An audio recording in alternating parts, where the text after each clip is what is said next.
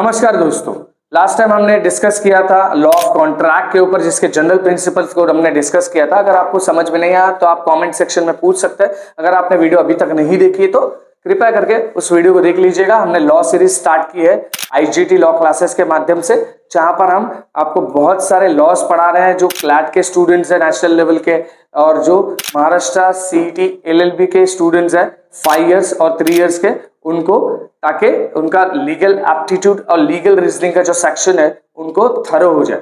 दोस्तों, मैं आया हूं आपका मेंटोर फैयाज सर। जो आज हम टॉपिक डिस्कस करने वाले हैं बहुत ज्यादा इंपॉर्टेंट टॉपिक है, जिसका नाम है कॉन्स्टिट्यूशन ऑफ इंडिया।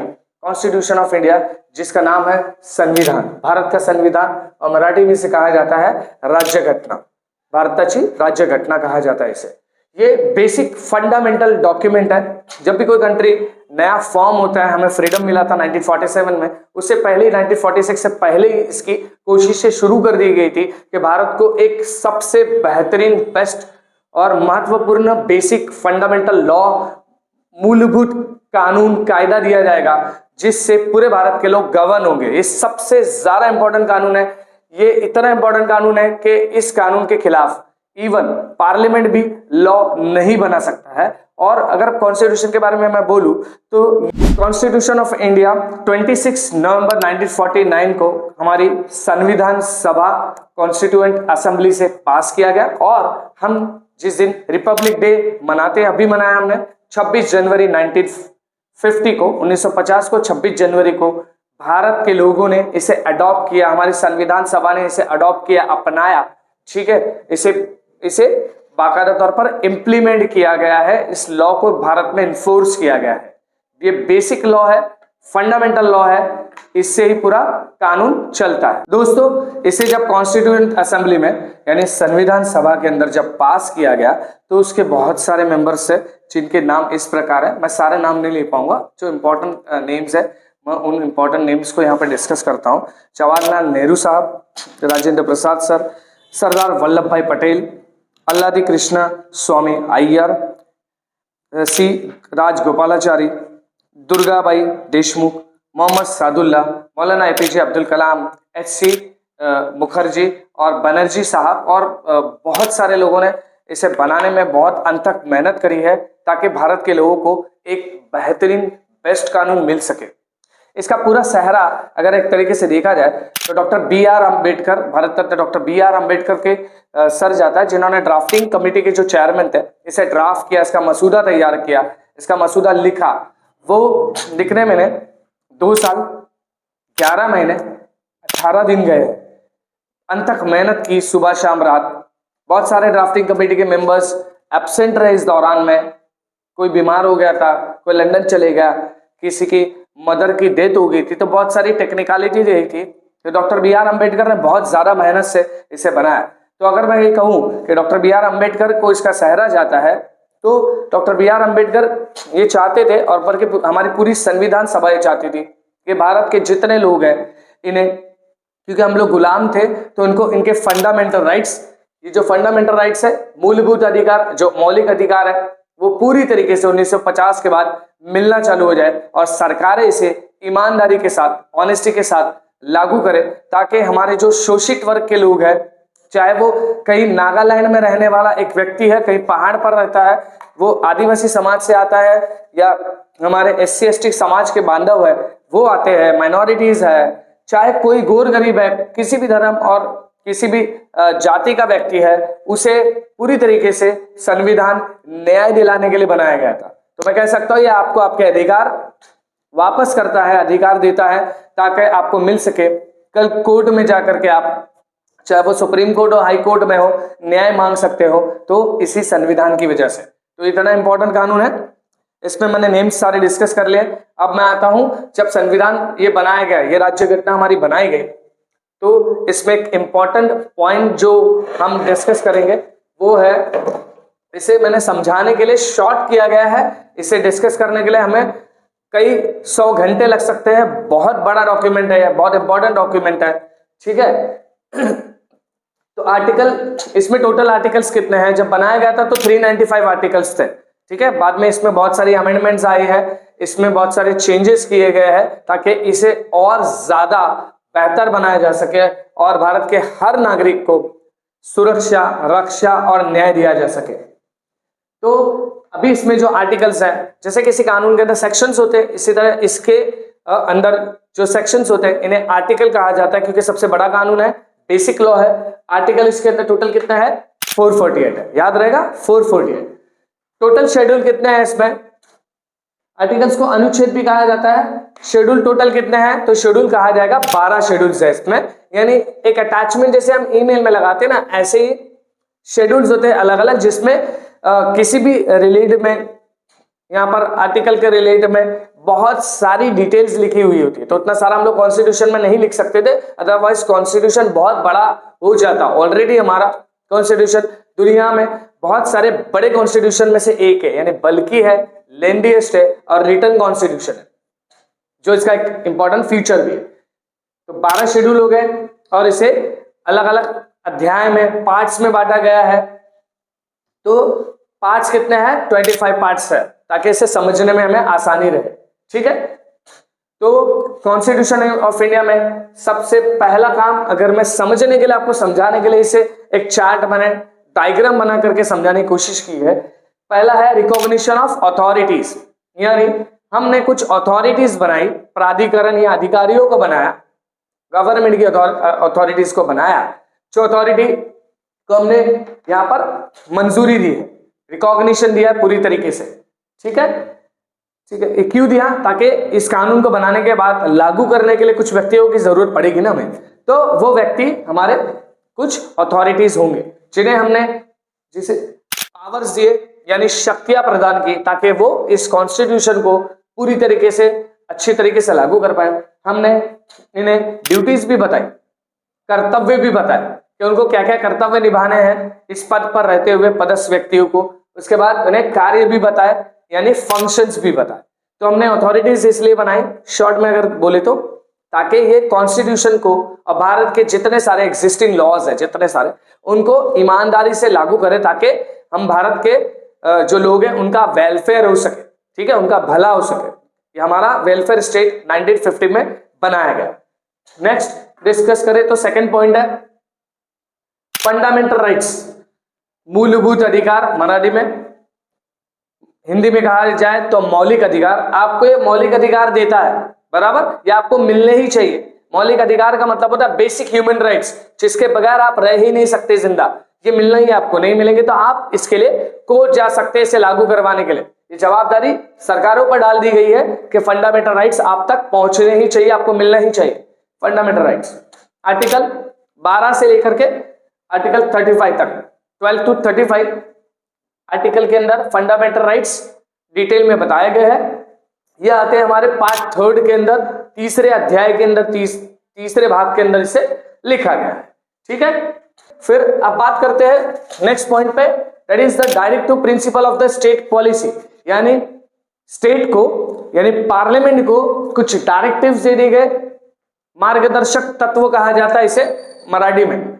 स्टेट की पॉलिसी जो भी बनेगी, हमारी जो भी योजनाएं बनेगी, ये डायरेक्टिव प्रिंसिपल के बेसिस पर हमारे पार्लियामेंट पर जिम्मेदारी डाल दी गई कि आगे जाकर के, कॉन्स्टिट्यूशन तो बन चुका था 1950 में, आगे जाकर के फ्यूचर में हमारे पार्लियामेंट इन डायरेक्टिव प्रिंसिपल्स के बेसिस पे अच्छे अच्छे कानून बनाएगी, ताकि लोगों का भला हो, उनका वेलफेयर हो, उनका हित साधा जा सके।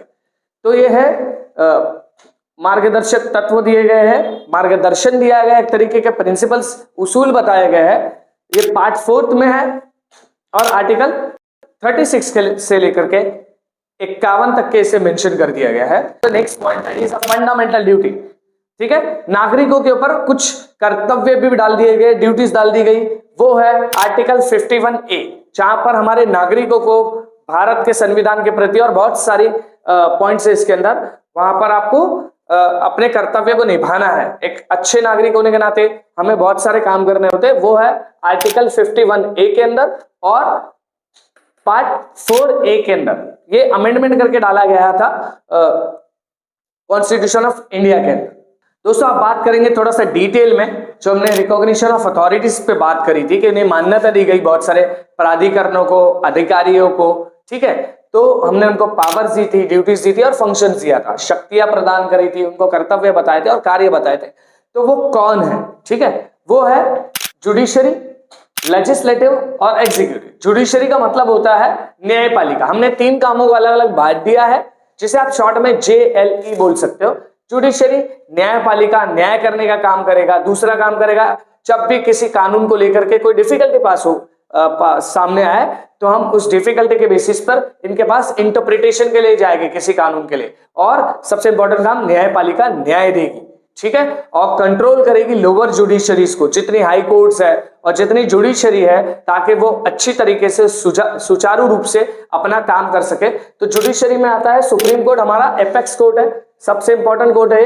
इसके बाद हाई कोर्ट्स आता है और उसके बाद डिस्ट्रिक्ट एंड निचली अदालतें, सबऑर्डिनेट कोर्ट आती है। यहाँ पर हम लोग सबसे पहले अगर मुकदमा हमें करना है तो हम निचली अदालतों में, सबऑर्डिनेट कोर्ट में, जहां पर जुडिशियल मजिस्ट्रेट फर्स्ट क्लास के पास में हम क्रिमिनल केसेस का मुकदमा दाखिल करते हैं। और उसके बाद अगर सिविल केसेस है तो सिविल केसेस हम लोग जूनियर डिवीजन में दाखिल करते हैं, वो डिपेंडिंग अपॉन द ज्यूरिसडिक्शन, ठीक है। या तो डायरेक्टली भी डिस्ट्रिक्ट कोर्ट में, अगर ज्यूरिसडिक्शन ज्यादा राइज हो रहा है तो हम डिस्ट्रिक्ट कोर्ट में केस कर सकते हैं। इसके बाद ये अपीलेट अथॉरिटी है हाई कोर्ट, हम अपील में जा सकते हैं अगर हम लोग सेटिस्फाई नहीं है किसी भी ऑर्डर से, डिक्री से, जजमेंट से।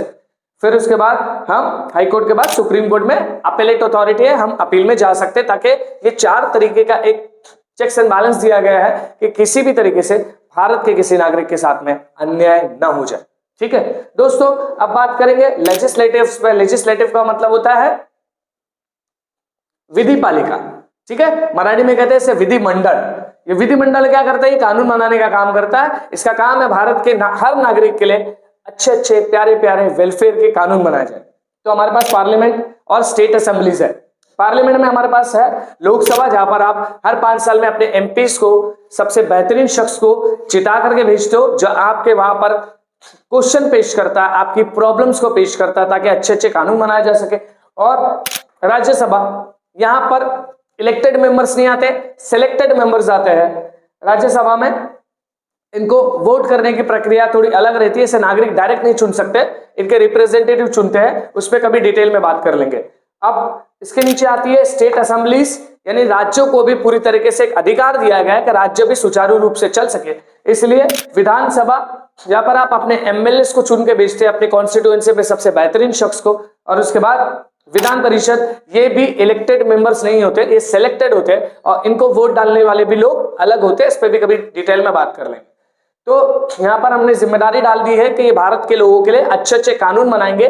टाइम टू टाइम अलग अलग नए नए कानून की जरूरत पड़ेगी, और उन कानून की जरूरत पड़ती रहती है, कानून लगेगा। अब बात करते हैं एग्जीक्यूटिव्स को। एग्जीक्यूटिव का मतलब है जो बाकायदा बनाए गए पार्लियामेंट के कानून को और कोर्ट्स के आए हुए ऑर्डर्स को, योजनाओं को, नए नई योजना को लाएंगे और इनको इम्प्लीमेंटेशन करेंगे, एग्जीक्यूट करेंगे, अमल बजावनी करेंगे, इस पर अमल नाफिज करेंगे, ताकि हर नागरिक को भारत के न्याय मिल सके। उसमें प्रेसिडेंट ऑफ इंडिया, भारत के जो राष्ट्रपति महामहिम होते हैं आदरणीय, इनका रोल ऐसा माना जाता है कि एग्जीक्यूटिव हेड माने जाते हैं। हालांकि इनके पास पावर्स इन रियल में नॉमिनल होती है, नाम मात्र होती है, यानी कम होती है। उसके बाद आते हैं इनके नीचे प्राइम मिनिस्टर, जो आदरणीय हमारे प्रधानमंत्री होते हैं, और इनके नीचे काउंसिल ऑफ मिनिस्टर्स, यानी इनका जो कैबिनेट होता है, मंत्री होते हैं। ये अपने अपने रिस्पेक्टिव डिपार्टमेंट्स के अंदर अच्छा योजनाएं लाते हैं, इन कानूनों को लागू करते हैं, और उनके अंडर में आईपीएस और आईएएस ऑफिसर्स होते हैं। आईएएस आईपीएस ऑफिसर में सबसे बड़े दर्जे के जो ऑफिसर्स होते हैं, इन्हें कहा जाता है मुख्य सचिव, मराठी में महासचिव, यानी चीफ सेक्रेटरी।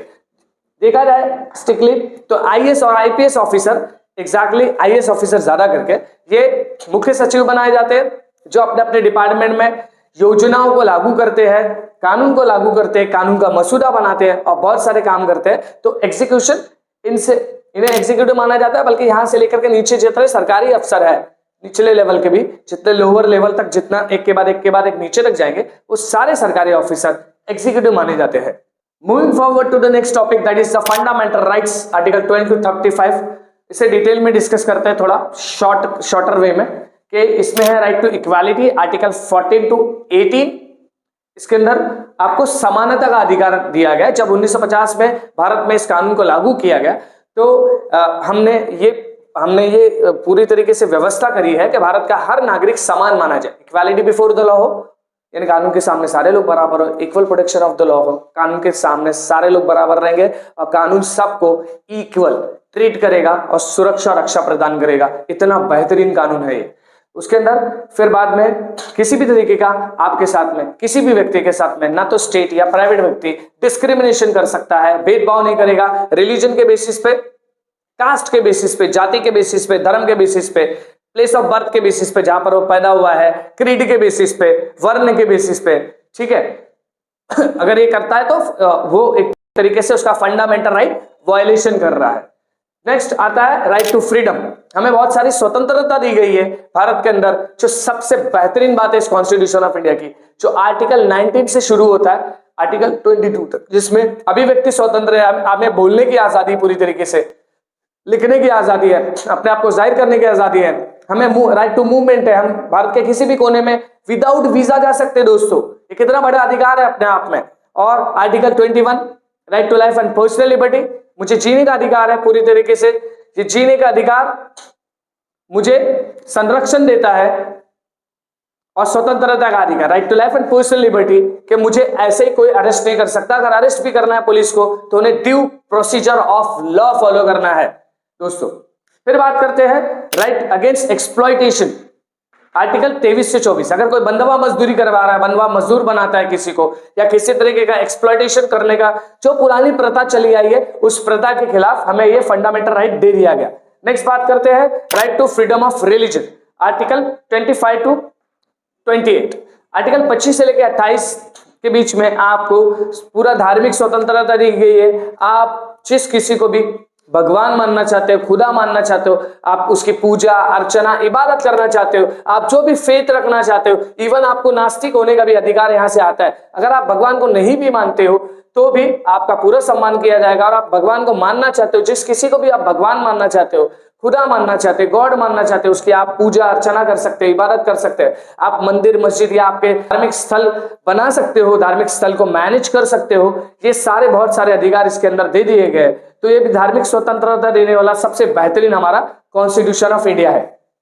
नेक्स्ट बात करते हैं दोस्तों, हमें कल्चरल और एजुकेशनल राइट्स दिए गए हैं। यानी हम हमारे भारत के जितने नागरिक हैं अलग अलग कल्चर से आते हैं, तो अलग अलग कल्चरल लोग जो है उनकी संस्कृति को हम संरक्षण करेंगे, संरक्षित करेंगे, प्रोटेक्शन देंगे। और इनके एजुकेशनल राइट्स को भी, इसमें माइनॉरिटीज के एजुकेशनल राइट्स को, और माइनॉरिटी भी सिर्फ ये बेसिस ऑफ रिलीजन नहीं होगा, बेसिस ऑफ लैंग्वेज भी है और बहुत सारे इसके ग्राउंड्स है। उस बेसिस पे हमने इनके एजुकेशनल राइट्स को भी हमने प्रोटेक्ट किया हुआ, जिसमें वो अपनी एजुकेशनल इंस्टीट्यूशंस, माइनॉरिटी इंस्टीट्यूशंस बना सकते हैं और जहां पर हम उनको संरक्षण देते हैं। नेक्स्ट टॉपिक पे बात करते हैं right to constitutional remedies. Remedies का मतलब होता है दोस्तों कि जब एक बार बाबा साहब अम्बेडकर से पूछा गया कि सबसे बेस्ट आर्टिकल आपको कौन सा लगता है, तो भारत रत्न डॉक्टर बाबा साहब अम्बेडकर ने कहा कि मेरा सबसे फेवरेट आर्टिकल है आर्टिकल 32, जो आपको कॉन्स्टिट्यूशनल रेमेडी अवेलेबल करके देता है। रेमेडी का मतलब होता है उपचार, यानी अगर आपके फंडामेंटल राइट्स को वायलेट किया जाएगा, स्पेशली 5 तरह के फंडामेंटल राइट्स किसी दिन डिस्कस करेंगे। 5 तरीके के स्पेशल फंडामेंटल राइट्स को अगर वायलेट किया जाता है, उनका उल्लंघन किया जाता है, नागरिकों के साथ में किसी तरीके का के अधिकार छीन लिए जाते हैं, तो आर्टिकल 32 में आप डायरेक्टली सुप्रीम कोर्ट जा सकते हो न्याय पाने के लिए। ये सबसे बड़ा अधिकार है। अगर इस डॉक्यूमेंट को बना दिया और इसे लागू ही नहीं किया तो कोई मतलब नहीं होने वाला। इससे बाबा साहब अम्बेडकर ने कहा कि आर्टिकल 32 इसका हार्ट है इस कॉन्स्टिट्यूशन ऑफ इंडिया का, और कॉन्स्टिट्यूशन को लागू करवाने के लिए हर नागरिक के ऊपर का अधिकार है कि आर्टिकल 32 में सीधा सुप्रीम कोर्ट न्याय पाने के लिए जा सकता है। तो आगे move forward to the next topic, that is the directive principle of the state policy. ये जो मार्गदर्शन करने वाले तत्व है, ये जो उसूल है जो पार्लियामेंट को बता दी है कि इस पर आप अच्छे अच्छे कानून बनाना, उसमें मैंने शॉर्टर वे में इसको पेश किया है। इसे सोशो इकोनॉमिक और वेलफेयर के जितनी सारी योजनाएं आएगी इसी बेसिस पे आएगी।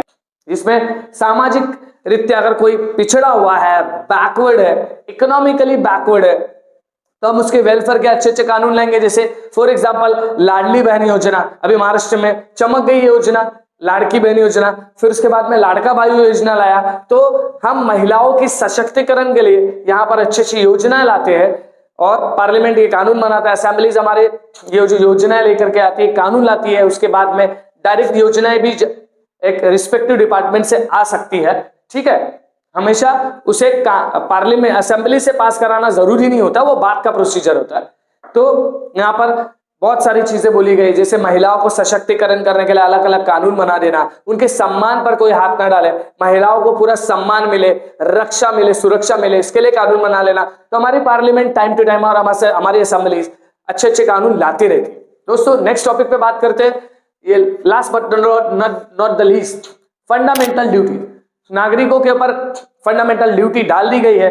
वो ड्यूटीज ये है कि आपको हमारे भारत के संविधान को, कॉन्स्टिट्यूशन ऑफ इंडिया को पूरी तरीके से अबाइड करना है, इसे मानना है। ठीक है, और इसे लागू करने में भी मदद करनी है जहां तक हमारे से हो सकता है। ठीक है, और फिर मैंने इसे शॉर्टर वे में लिखा हुआ है। सेकंड पॉइंट है, हम भारत के जितने आइडियल्स है, जितने इंस्टीट्यूशन है, संस्थाएं है, हमें उनको मानना भी है, सम्मानजनक नजरों से देखना भी है, सम्मान भी करना है। ठीक है, उन्हें उसे फॉलो भी करना है। हमें नेशनल फ्लैग हमारा, उसे सम्मान देना है, उसे मानना है। हमारा नेशनल एंथम है, राष्ट्रगान है, ठीक है, उसे सम्मान देना है और उसे मानना है और फॉलो करना है। हमारे भारत के जितने फ्रीडम स्ट्रगल नेशनल आइडियल्स से दोस्तों जितने भी रहे, ठीक है, उन सबको हमको सम्मान की नजर से देखना है, उनको फॉलो करना है, उस थ्योरी को हमें चेरिश करना है कि जब भी जरूरत पड़ी हम हमारे कंट्री के लिए, स्वतंत्रता के लिए हमेशा लड़ते रहेंगे। ठीक है, जब जरूरत पड़ेगी। To protect the sovereignty, unity and the integrity. हम भारत के नागरिक, हमारे भारत की सार्वभौमता यानी इसका जो पूरी तरीके से पूर्ण इंडिपेंडेंस है, स्वतंत्रता है, इसको कभी भी खतरे में नहीं डालेंगे। इसे प्रोटेक्ट करने के लिए हम पूरी कोशिश करेंगे। इसकी अखंडता, यूनिटी और इंटीग्रिटी को तोड़ने की कभी बात नहीं करेंगे। हम भारत के अंदर ही रहेंगे और भारत की ये सारी जितनी स्वतंत्रता है इस पर कभी आंच नहीं आने देंगे। और last but not the least, to defend the country and provide the national services whenever asked. यानी हम हमारे कंट्री को डिफेंड करने के लिए अपनी जान की कुर्बानी भी दे देंगे जब भी जरूरत पड़े। जब जरूरत पड़े कि भाई हमें हमारे कंट्री के लिए कोई डोनेशंस देने हैं, कि भाई कोई आपदा आ गई है, कोई वॉर चल रही है, तो हमें हमारे कंट्री के लिए डिफेंड करने के लिए खड़े होना है। ठीक है, इसी को तो राष्ट्र प्रेमी कहा जाएगा और नेशनल सर्विस दे दी है।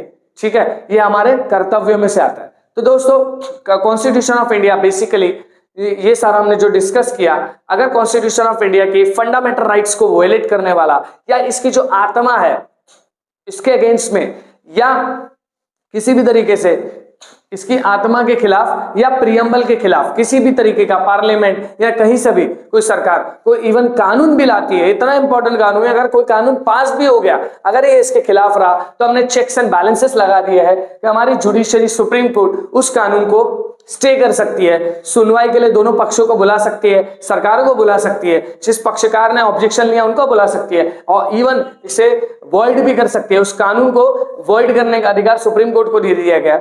यानी ये चेक्स एंड बैलेंसेस दिए गए कि कॉन्स्टिट्यूशन ऑफ इंडिया हमेशा अपहोल्ड किया जाएगा, हमेशा भारत में लागू किया जाएगा, ताकि भारत में रहने वाला हर नागरिक, जो कोई नागालैंड के पहाड़ पर रहने वाला कोई आदिवासी बांधव है, अकेला है, गौर गरीब व्यक्ति भी है, या भारत के जितने व्यक्ति है, उस तक हमारा कॉन्स्टिट्यूशन ऑफ इंडिया न्याय पहुंचाने का काम करता है, उसे जस्टिस पहुंचाने का काम करता है, उसे सोशो इकोनॉमिक और पॉलिटिकल न्याय मिलना जरूरी है। तो दोस्तों ये मेरी कोशिश थी कॉन्स्टिट्यूशन ऑफ इंडिया आपको समझाने की। ठीक है, आपको अगर फिर भी कुछ नहीं समझ में आया तो आप कमेंट सेक्शन में मुझसे क्वेश्चन कर सकते हैं, मैं कोशिश करूंगा आपको उस चीजों की आंसर देने की। दोस्तों थैंक यू वेरी मच इस पूरे वीडियो को सुनने के लिए। जय हिंद, जय महाराष्ट्र।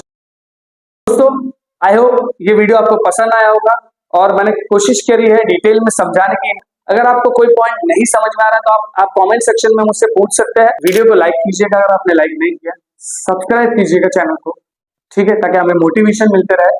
दोस्तों फिर मिलते हैं नेक्स्ट वीडियो के अंदर। जय हिंद, जय महाराष्ट्र दोस्तों।